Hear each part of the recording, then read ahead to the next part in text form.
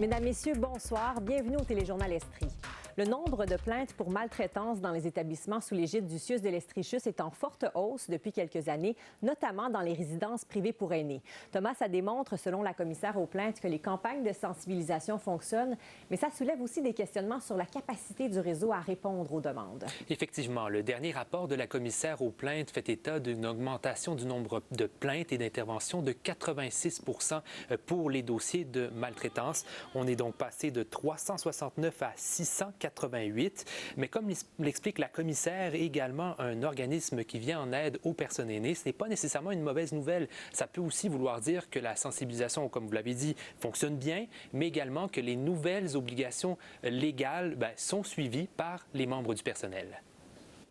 Disons, pas avoir de plainte dans un milieu, ça peut être un indice que la qualité des soins offerts dans ce milieu-là est bonne, mais ça pourrait aussi être parce que les gens connaissent pas le mécanisme ou les gens ont peur des représailles. On a quand même beaucoup de personnes aînées qui vont nous appeler elles-mêmes.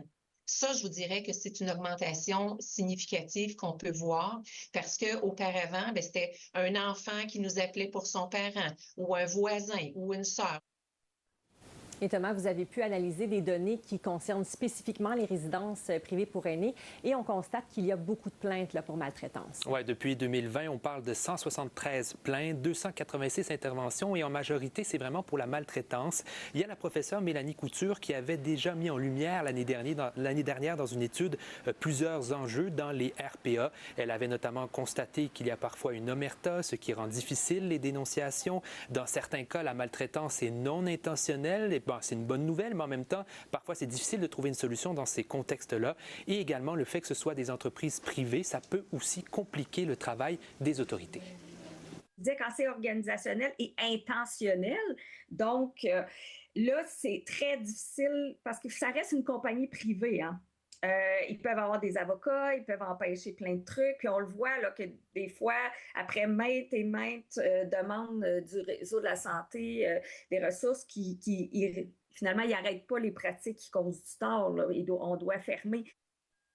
Et Marie-Hélène, on s'attend à ce que ça continue d'augmenter dans les prochaines années, notamment en raison de la crise du logement, mais aussi en raison du vieillissement de la population. Moi, où ce que je vois une problématique à long terme, c'est est-ce que le milieu va être en mesure de pouvoir répondre aux demandes?